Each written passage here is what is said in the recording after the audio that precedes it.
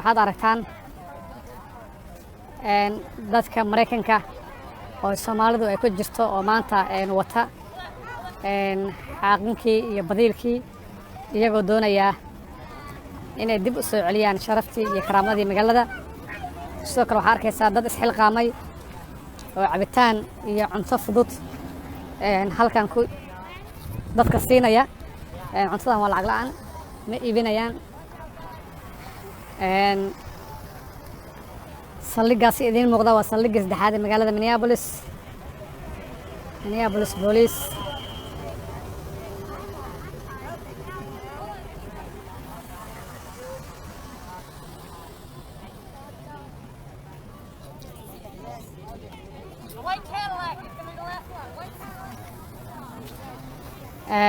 dadka Soomaaliyeed ayaa ka mid ahaa kuwa hagaajinaya bilicda magaalada oo aan arkayay.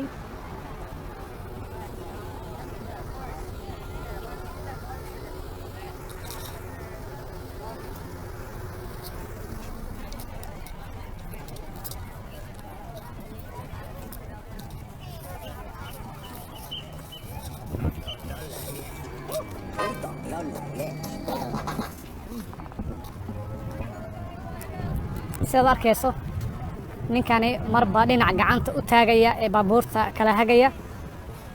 waa nin Soomaali ah, wuxuu isku xilqaamay maadaama aysan shaqaynaynin traffic light-ka iyo robotka, wuxuu isku xilqaamay in uu kala hago gawaarida iyo dadka si aysan u imaanin isku dhac.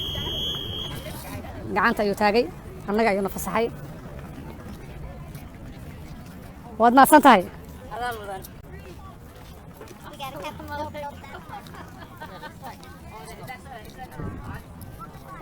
dadka Soomaalida ah ee degan magaaladani waxa ay ka mid yihiin dadka Mareykanka, waxayna isku arkaan in ay ku nool yihiin dalkan Mareykanka isla markaana ay qayb ka yihiin. halkan dhibaato aad u xooggan ayaa soo gaartay, dab ayaa la qabadsiiyey. waxay ahayd goobaha khamriga lagu iibiyo isla markaana la fariisto oo khamriga lagu fuudo, laakiin maanta xaaladdeedu waa taas.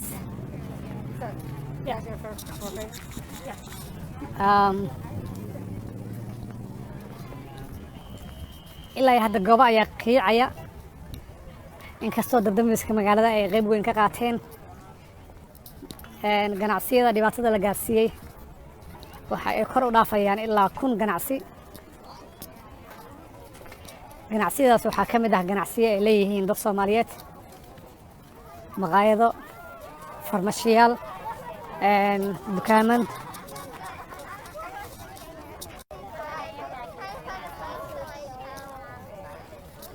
waxaad moodaa mudaharaadkii iyo dhagax tuurkii in ay bedeshay nadaafad iyo hagaajin iyo cunto la sadaqaysto. waad arkaysaan qaacaya baxaya.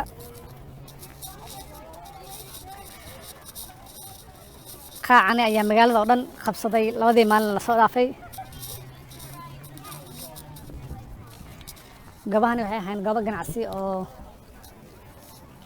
dhinacan kala haddii aan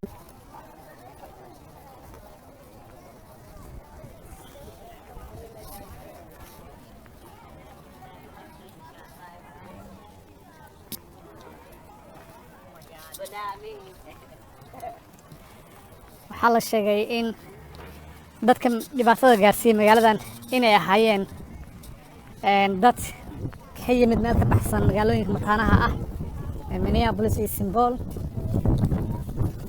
iyagoo doonaya ayaa la sheegay inay magaalada sidan u burburiyaan.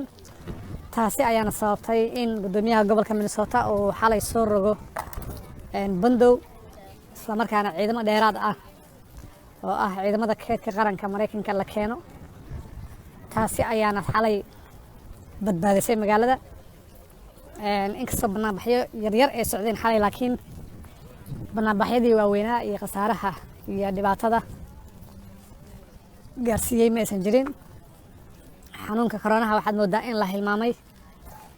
dadku way saddex socdaan walow dadka qaarkood ay mask ay xiran yihiin laakiin taasi ma aha mid ku filan.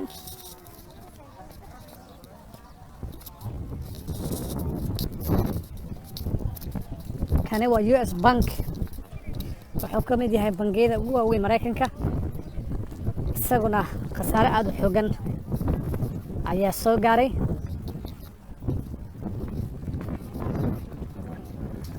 xilligan waa xilli duhur ah inkastoo saacadda aan ka arki karin mobilka laakiin waxaan qiyaasayaa in kooda duhurnimo ay daqiiqado yar ay ka dhiman yihiin.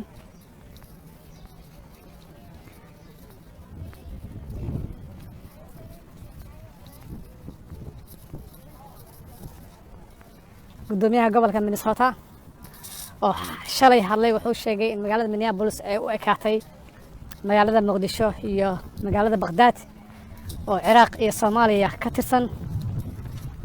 taasi dhaleecayn xooggan ayuu kala kulmay dadka Soomaaliyeed gudoomiyaha gobolka. inkastoo magaalada Muqdisho oo burbur xooggan uu soo gaaray 7kii sano ee la soo dhaafay haddana magaalada hadda waxaad moodaa inay soo kabanayso oo shacabka magaalada Muqdisho ay hilmaamayaan khasaarihii soo gaaray. laakiin daqiiqado iyo maalmo kooban ayay magaalada Minneapolis sidaas ku noqotay. gurigaasi waxa uu ahaa guri ganacsi xooggan oo ka socdo. nidaamkii iyo kala dambeyntii magaalada Minneapolis 4tii maalin ee la soo dhaafay faraha ayay ka baxday.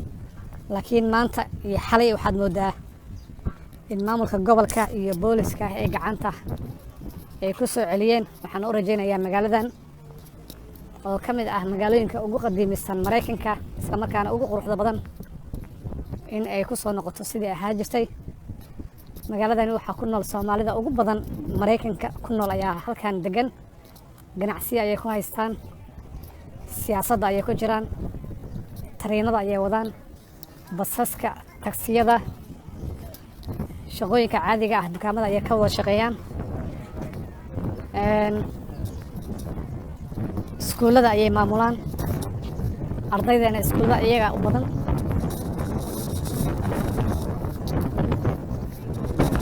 halkan waa arkaysaa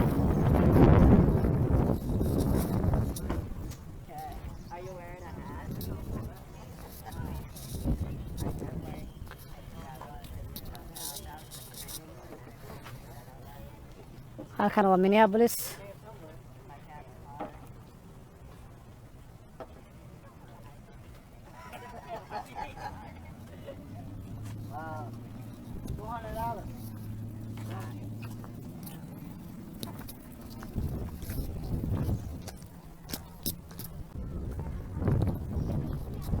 halkan dhismo cusub ayuu ahaa oo dhismo ku socota laakiin burbur ayaa gaaray. taasi waa gabar ka mid ah wariyaasha magaalada. waxa ay tabinaysaa dhacdada. barkeysaan ulihii iyo budoodkii maalmihii la soo dhaafay la watay.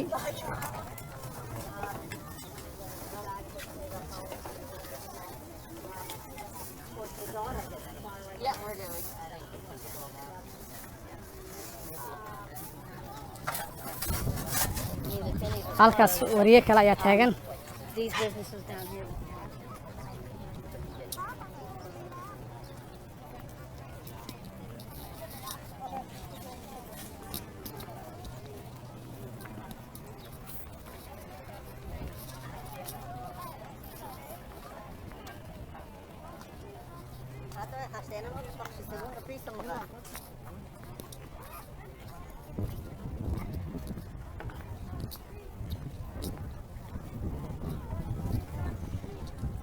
afartii booliska dilka sida xun ugu geystay ninka madow ee Mareykanka ahaa mid ka mid ah ayaa la xiray. dadka laakiin kuma qancin. waxayna dalbanayaan in afartaba la xiro isla markaana la xakumo. banaanbaxan maalintii Sabtida ee shalay ahayd waxa uu ku baahay guud ahaan dalka Mareykanka dadkuna waxay ballan qaadeen isla markaana ay isku dhaarsadeen inay sii wadayaan banaanbaxyada ilaa laga xukumayo 4 nin ee booliska dhibaatadan dhalisay.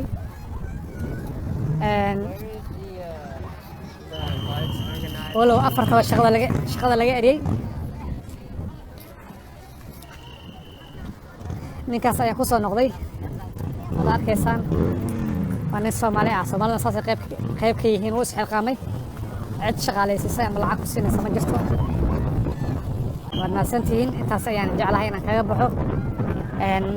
waxaa la ii sheegay in faras magaalaha Minneapolis uu hadda ka socdo mudaaharaad. halkaasi ayaa tegi doonaa isla markaana aan kaga soo tabin doonaa. halkana waxa waaye meeshii uu mudaaharaadka ka bilowday markiisa hore. waad mahadsantihiin.